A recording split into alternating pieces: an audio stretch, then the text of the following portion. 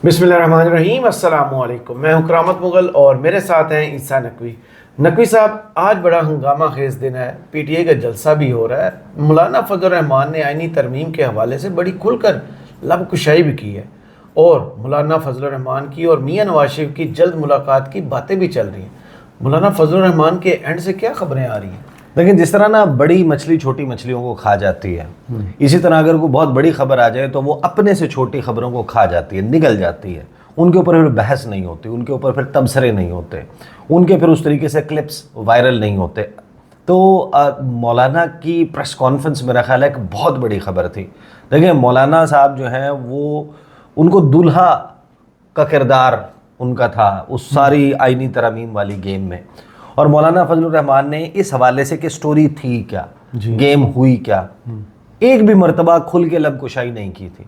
अब मौलाना ने वो बात की, लेकिन बहरहाल पाकिस्तान तहरीक इंसाफ का लाहौर में पावर शो, वो एक ऐसी खबर है कि पाकिस्तान का जो पॉलिटिकल लैंडस्केप है वो, उसके ऊपर ये ऐसी डेवलपमेंट है कि तमाम लोगों का रुख हो गया पीटीआई के जलसे की तरफ। सही। और मेरा ख्याल है कि जो इंसाफ मौलाना की इस प्रेस कॉन्फ्रेंस के साथ होना चाहिए था ना, वो नहीं हुआ।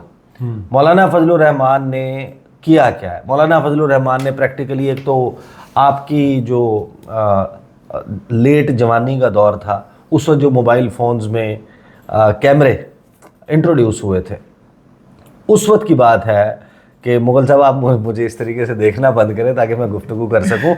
वो जो वक्त था ना, देखें, वो जो आए थे स्टार्ट में कैमरे मोबाइल फ़ोन्स में, मेरा ख्याल है कोई सोनी एरिक्सन में, मोटरोला में और नोकिया में, इन सब के ऊपर जो है ना, वो उन पे बड़ी धुंधली सी भद्दी सी तस्वीर आती थी। उसको जूम इन भी नहीं कर सकते थे, जूम इन करते थे तो उसके पिक्सल्स फट जाते थे। खुश तो आप बहुत होते थे।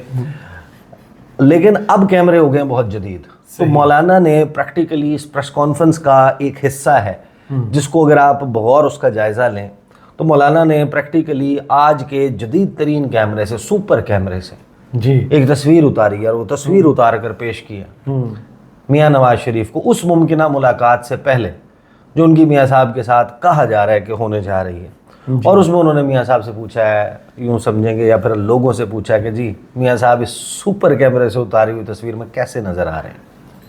देखें, उनकी प्रेस कॉन्फ्रेंस एग्जैक्टली ये बताती है कि मियां साहब लंदन में बैठकर बातें करना कितना आसान था। सही। अब आए ना मैदान में जी, मौलाना ने बेसिकली चार्ज शीट कर दिया मियां मोहम्मद नवाज शरीफ को इस प्रेस कॉन्फ्रेंस में। सही। इस प्रेस कॉन्फ्रेंस में जो उन्होंने किया है, जो बताया है, उसमें एक मिस कैलकुलेशन का पहलू भी है। देखें, जैसे ही ये सारा तरमीम वाला जो वीकेंड मिडनाइट ऑपरेशन था ये फ्लॉप हुआ, एक एफर्ट हुआ कुछ लोगों की तरफ से विद इन PMLN जी, कि यार किसी तरीके से बस ये तासुर बनाओ मीडिया में कि ये मियां मोहम्मद नवाज शरीफ की फतह है कि ये तरमीम पास नहीं हुई। सही। मियां मोहम्मद नवाज शरीफ और मौलाना फजल रहमान का एफर्ट था। दिल से मियां साहब नहीं चाहते थे कि ये तरमीम पास हो। सही।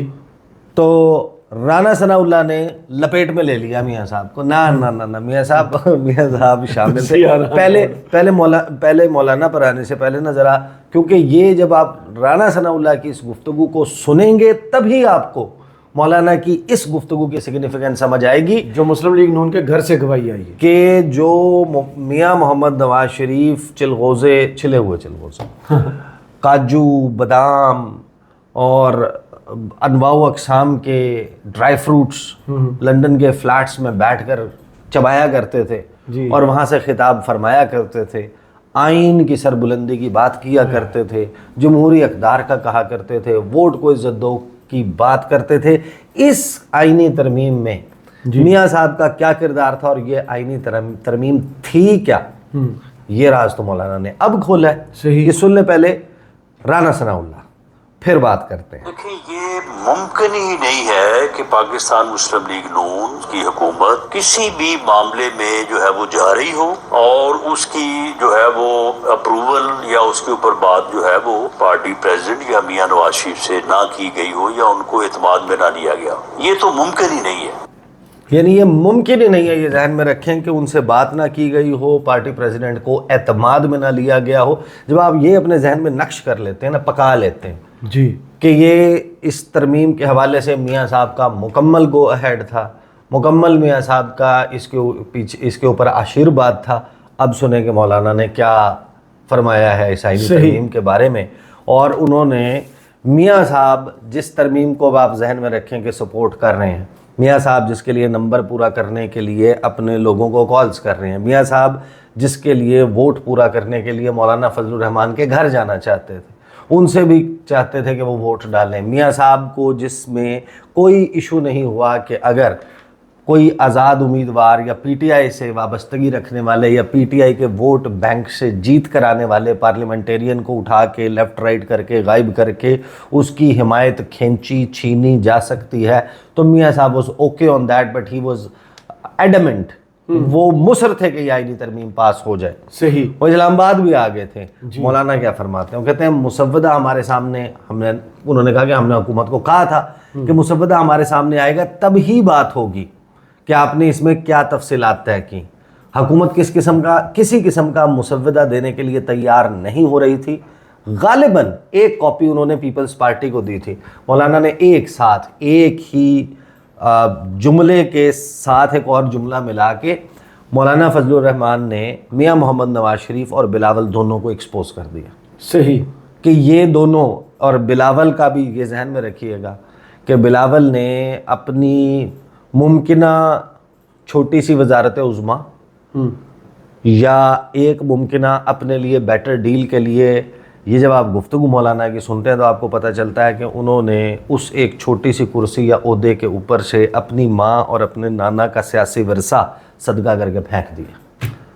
اچھا۔ ہاں کہ کرسی چاہیے، یہی کیا ہے نا۔ جب آپ اس کی تفصیل سنتے ہیں، وہ کہتے ہیں کہ حکومت کسی قسم کا مسودہ دینے کے لیے تیار نہیں ہو رہی تھی۔ غالباً ایک کاپی انہوں نے پیپلز پارٹی کو دی تھی، تو اب یہ بھی ذہن میں رکھیں کہ پیپلز پارٹی بھی جا کر ووٹ مانگ رہی تھی، اور پیپلز پارٹی نے اپنے تمام ایم این ایز اور سینیٹرز کو کہا تھا کہ آؤ اس کے اوپر ووٹ دینا ہے، اور کسی کو نہیں بتایا تھا کہ اس میں ہے کیا۔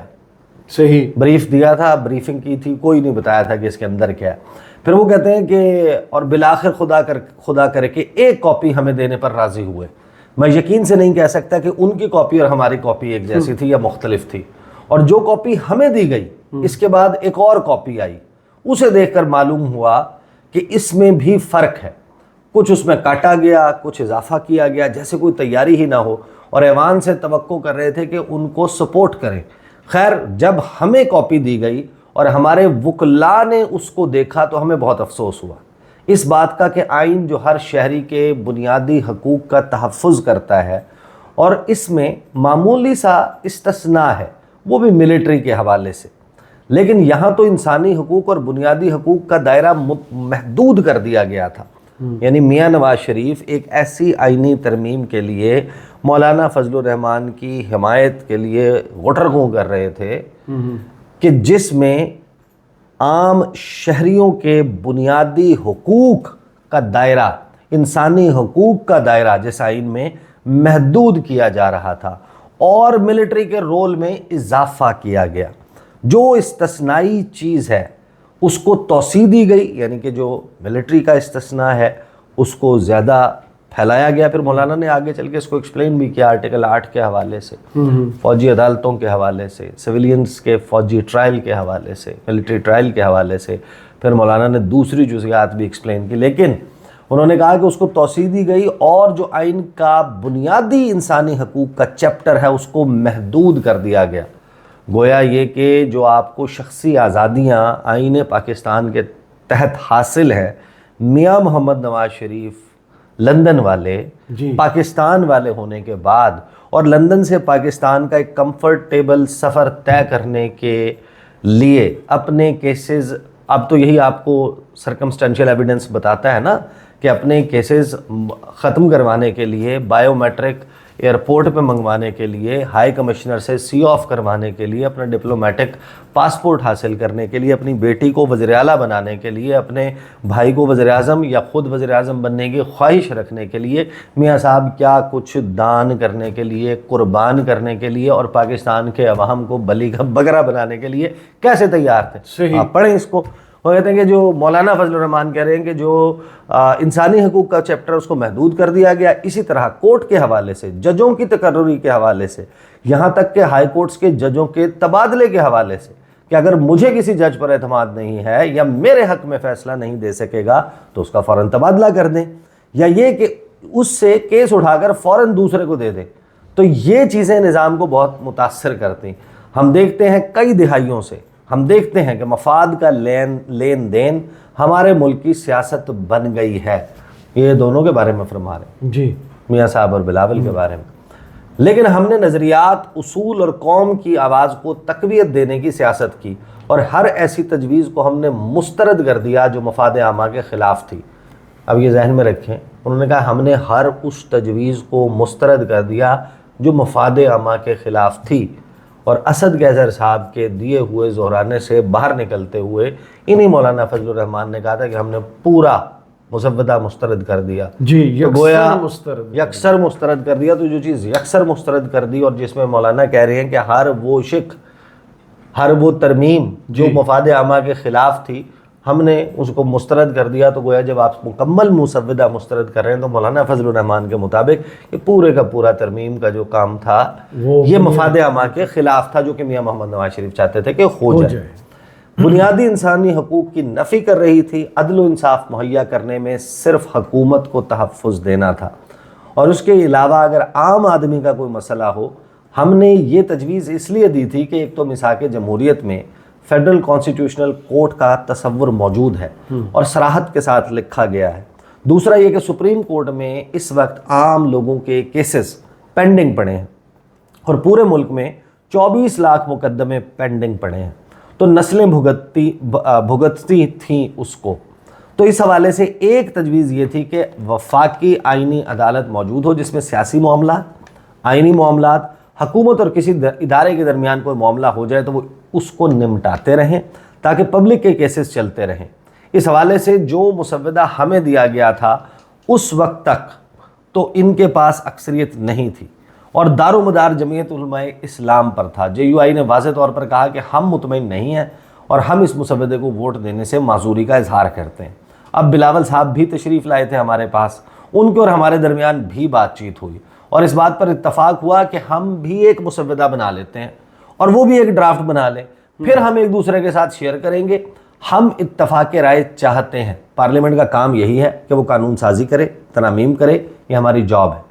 ہم اس پر کسی قسم کی قدغن بھی برداشت کرنے کے لیے تیار نہیں ہیں، لیکن اداروں کے درمیان اگر طاقت کا توازن بگڑتا ہے تو وہ بھی ملک کے نظام کو تہس نہس کر سکتا ہے، اور اس لیے ہم بھی اس بات پر زور دے رہے ہیں کہ ہر ادارے کا اپنا ایک دائرہ کار ہے جسے آئین متعین کرتا ہے، اور اگر ہر ادارہ خود کو اپنے دائرہ کار تک محدود رکھے تو اپنا اپنا کردار وہ خوش اسلوبی سے نبھائیں گے، ورنہ تو ایک ادارہ دوسرے ادارے کے مقابلے میں طاقتور بننے کی کوشش کرے گا، اور اس لڑائی میں ملک کمزور ہو جاتا ہے۔ جی، یہ کہا مولانا فضل الرحمان۔ اس کا مطلب یہ ہے کہ وہ یہ کہہ رہے ہیں کہ میاں محمد نواز شریف اور بلاول بھٹو زرداری، بے نظیر بھٹو کا بیٹا اور ووٹ کو عزت دو کا نعرہ لگانے والا میاں محمد نواز شریف، وہ اداروں کے دائرہ کار میں رد و بدل کر کے بقول مولانا فضل الرحمان پاکستان کی ملٹری کا دائرہ کار وسیع تر کرنا چاہتے تھے، اور پاکستان کی پارلیمنٹ کا کردار اور پاکستان کی عدالتوں کا کردار محدود کرنا چاہتے تھے۔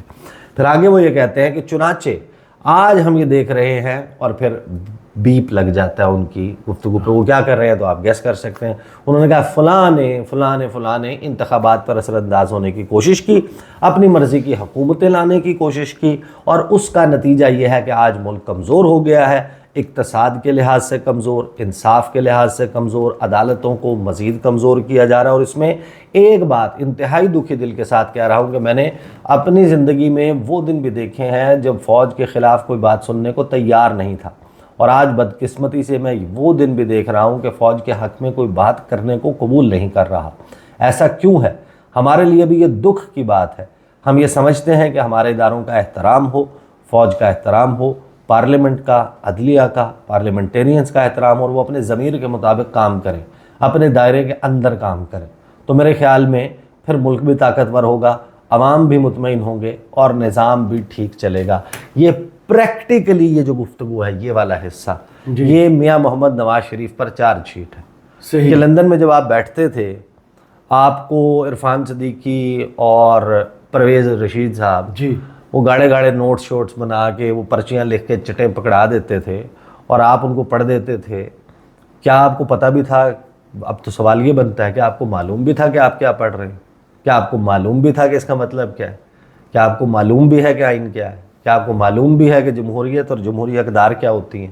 کہ اگر آپ اپنے خاص الخاص مولانا فضل الرحمان کے الفاظ میں اور ان کی تصویر کشی میں ایک ایسی ترمیم اور ایسا ترمیمی مسودہ جو بقول رانا ثناء اللہ آپ کی پارٹی کے پنجاب کے صدر اور آپ کے بھائی وزیر اعظم شہباز شریف کے جو مشیر خاص ہیں سیاسی معاملات میں، ان کے مطابق روئے رواں ہیں، جس کو یہ سب بتایا گیا ہے، جس سے اس سب کی تائید لی گئی ہے، جس سے اس سب کے اوپر مشاورت اور رہنمائی لی گئی ہے، گائیڈنس لی گئی ہے، اگر آپ اس کی پشت پر کھڑے ہیں، جس کے بارے میں یہ کہا جا رہا ہے کہ جو استثنائی معاملہ ہے پاکستان کی ملٹری کا، اس کو آپ بڑھا رہے ہیں، اور جو سویلینز ہیں عام شودر تو کم کریں، تو وہ جو عام شہری ہیں وہ کہاں میٹر کرتے ہیں، تو وہ ان کے انسانی حقوق، بنیادی حقوق میاں صاحب کہتے ہیں تو میرا کیس بھگتاؤ اور میرے بھائی انہوں پاسپورٹ اڑاؤ میں باہر جاؤں، وہ ہمارے سارے یعنی کہ یہ معاملات سیدھے کرو، ساڈے سیاسی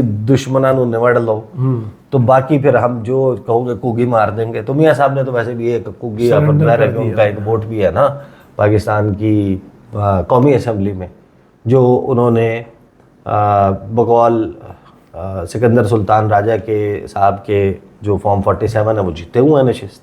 تو جب نشست جیتے ہوئے ہیں تو ووٹ ظاہر دیں گے. صحیح. اب وہ نشست جیتنے کے بعد میاں صاحب جو ہیں وہ انہوں نے ووٹ دینا تھا، وہ اس کی پشت پہ کھڑے ہوئے تھے. البتہ مولانا صاحب نے پیڑی کیتی ہے، چنگی نہیں کیتی. جس قسم کا انہوں نے وہ چہرہ دکھا دیا، وہ سپر کیمرے میں، آپ کو پتہ ہے کے ساتھ کون سا اچھا ہوا ہے، آپ کو پتہ ہے نا کہ جب وہ جو کیمرے والی بات سے اختتام کر دیتے ہیں کہ وہ جس کیمرے کا ہم نے تذکرہ کیا تھا اس میں جب آپ اس کو زوم ان کرتے تھے نا تو پکسل پھٹ جاتے تھے، دھندلی ہو جاتی تھی تصویر، نظر ہی نہیں آتی تھی، کچھ پتہ ہی نہیں چلتا تھا.